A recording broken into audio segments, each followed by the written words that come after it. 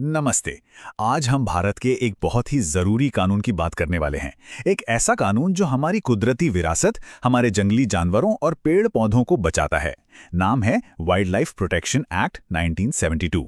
तो चलिए गहराई से समझते हैं कि आखिर ये कानून है क्या और काम कैसे करता है। अच्छा, चलिए एक सवाल से शुरू करते हैं। कभी दिमाग में आया है कि अगर कोई बाघ को नुकसान पहुंचाए तो उसे जेल हो सकती है, लेकिन चूहे को मारने पर कुछ नहीं होता? ऐसा क्यों?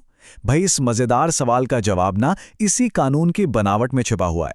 यहीं से प्रोटेक्टेड स्पीशीज यानी संरक्षित प्रजातियों का कॉन्सेप्ट सामने आता है। तो ये जो वाइल्ड लाइफ शील्ड है, ये जो सुरक्षा कवच है, इसकी नींव क्या है?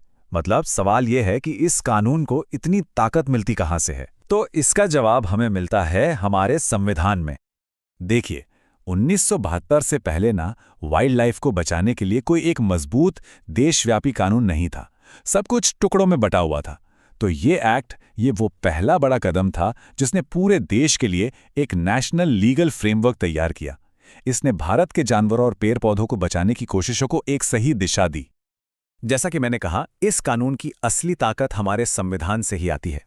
आर्टिकल 48A कहता है कि यह सरकार की जिम्मेदारी है कि वो पर्यावरण और वाइल्ड लाइफ को बचाए। वहीं आर्टिकल 51A जी हम जैसे हर नागरिक को यह जिम्मेदारी देता है। पर असली गेम चेंजर था 1976 का 42nd अमेंडमेंट। इसने फॉरेस्ट्स और वाइल्ड लाइफ को कंकरेंट लिस्ट में डाल दिया। अब इसका मतलब क्या हुआ? इसका सीधा मतलब यह है कि अब केंद्र और राज्य दोनों सरकारें मिलकर इस पर कानून बना सकती हैं और इसे लागू कर सकती हैं। ठीक है, कानून बन गया, उसे संविधान से ताकत भी मिल गई, लेकिन आखिर इसमें प्रोटेक्टेड यानी संरक्षित है क्या और कौन? ये समझने के लिए चलिए कुछ बहुत जरूरी परिभाषाओं को देखते हैं जो इस पूरे एक्ट की नींव हैं। सबसे पहले देखते हैं वाइल्ड लाइफ की परिभाषा। जब हम ये शब्द सुनते हैं तो दिमाग में शेर, बाघ, हाथी आते हैं ना? लेकिन ये कानून इससे कहीं आगे जाता है। इसके हिसाब से मधुमक्खियां, तितलियां, मछलियां, यहां तक कि पानी और जमीन पर उगने वाले पेड़ पौधे भी वाइल्ड लाइफ का हिस्सा हैं। जरा सोचिए कितनी कितनी वाइड है ये डेफिनेशन। अच्छा, अब आते हैं हंटिंग यानी शिकार पर। इसका मतलब सिर्फ बंदूक से गोली चलाना नहीं है, नहीं।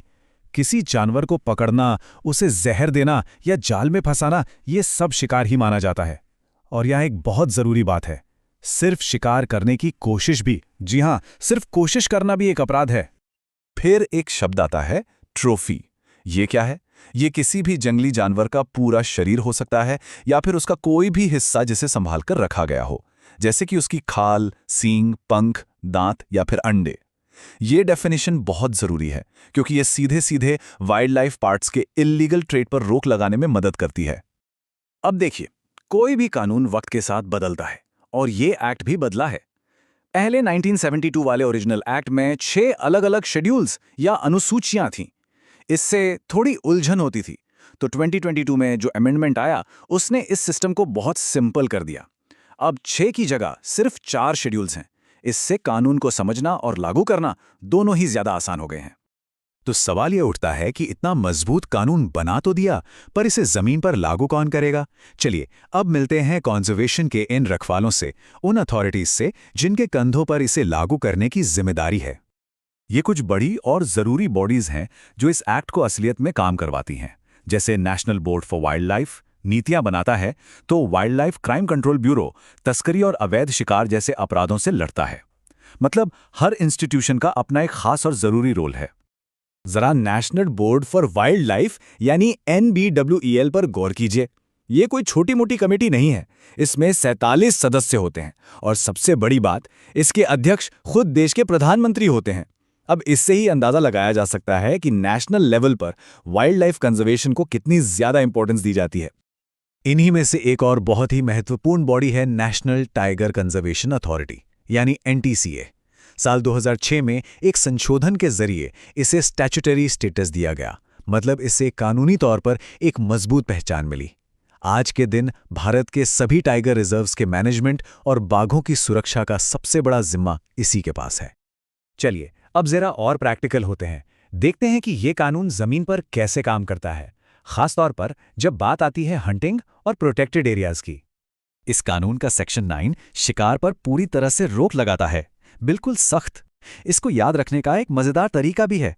9 नहीं करना शिकार, वरना सलाखों के पीछे जाओगे यार। ये लाइन एकदम साफ कर देती है कि किसी भी प्रोटेक्टेड वाइल्ड एनिमल का शिकार करना गैर कानूनी है। लेकिन क्या इसकी कुछ एक्सेप्शंस भी हैं? हाँ हैं, पर बहुत ही लिमिटेड। सिर्फ चीफ वाइल्ड लाइफ वार्डन ही कुछ खास हालात में इसकी इजाज़त दे सकते हैं, जैसे कि साइंटिफिक रिसर्च के लिए या फिर अगर कोई जानवर इंसानी जान के लिए खतरा बन जाए। ये कानून प्रोटेक्टेड एरियाज का एक तरह का हायरार्की बनाता है, मतलब सुरक्षा के अलग अलग लेवल्स। सबसे पहले आते हैं कम्युनिटी रिजर्व्स, जहां लोकल कम्युनिटी की भागीदारी होती है। फिर आते हैं वाइल्ड लाइफ सैंक्चुरीज, जहां कुछ हद तक इंसानी गतिविधियों की इजाज़त होती है। और सबसे ऊपर सबसे ज़्यादा सुरक्षा वाले होते हैं नेशनल पार्क्स, जहां ज़्यादातर एक्टिविटीज़ पर पूरी तरह से पाबंदी होती है। अब हम अपने आखिरी सेक्शन में आ गए हैं। यहाँ हम देखेंगे कि ये कानून वक्त के साथ कैसे बदला है, कैसे इवॉल्व हुआ है और इसका असल में असर क्या पड़ा है। ये कोई पत्थर के लकीर नहीं है, ये एक लिविंग डॉक्यूमेंट है जो नई नई चुनौतियों का सामना करने के लिए खुद को बदलता रहता है। साल 2022 का जो अमेंडमेंट है वो बहुत बड़ा बदलाव लेकर आया। इसने हमारे एक्ट को सिटीज से जोड़ दिया। अब सिटीज क्या है? ये एक इंटरनेशनल अग्रीमेंट है जो एंडेंजर्ड स्पीशीज के ट्रेड को रेगुलेट करता है। इस एक कदम से भारत ने इंटरनेशनल वाइल्ड लाइफ ट्रैफिकिंग रोकने की लड़ाई में खुद को एक मजबूत पार्टनर के तौर पर पेश किया है। इसी 2022 के अमेंडमेंट ने एक और नई और बहुत ज़रूरी चीज़ जोड़ी, इन्वेसिव एलियन स्पीशीज़। ये वो बाहरी पेड़ पौधे या जानवर होते हैं जो हमारे लोकल इकोसिस्टम के लिए खतरा बन जाते हैं। अब केंद्र सरकार के पास ये पावर है कि वो इनके इंपोर्ट और फैलाव पर रोक लगा सकती है। ये आज के समय की एक बहुत बड़ी इकोलॉजिकल थ्रेट से निपटने के लिए एक ज़रूरी कदम है। इस कानून का असर सिर्फ जंगलों में नहीं बल्कि अदालतों में भी दिखा है। 2013 में एक लैंडमार्क केस में सुप्रीम कोर्ट ने एक बहुत गहरी बात कही। उन्होंने कहा कि wild life has an intrinsic value, यानी वन्य जीवों का मूल्य सिर्फ इसलिए नहीं है कि वो इंसानों के किसी काम आते हैं, बल्कि उनका अपने आप में एक मूल्य है, उनके होने का एक मूल्य है। ये सोच में एक बहुत बड़ा बदलाव था। तो 1972 से लेकर आज तक इस कानून ने वाकई एक लंबा सफर तय किया है। ये अब सिर्फ शिकार रोकने तक सीमित नहीं है, बल्कि इंटरनेशनल ट्रेड और इन्वेसिव स्पीशीज जैसी मॉडर्न चैलेंजेस से भी निपट रहा है। और ये हमें एक बड़े सवाल पर लाकर छोड़ देता है। अब आगे क्या? क्लाइमेट चेंज और बढ़ती आबादी के दबाव के बीच वाइल्ड लाइफ कंजर्वेशन की अगली सबसे बड़ी लड़ाई क्या होगी?